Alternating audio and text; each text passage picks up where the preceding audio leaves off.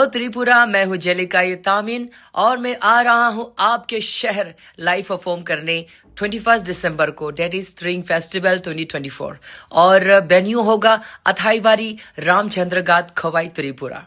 Guys, मैं बहुत ज़्यादा एक्साइटेड हूँ आप लोगों से मिलने के लिए और आप लोगों के लिए गाने के लिए। तो आप सब भी आइए और हम इस शाम को एक यादगार शाम बनाते हैं। याद रखिए 21 दिसंबर स्ट्रिंग फेस्टिवल, वेन्यू होगा अथाईवारी रामचंद्र घाट खवाई त्रिपुरा। तो guys, see you on 21 December.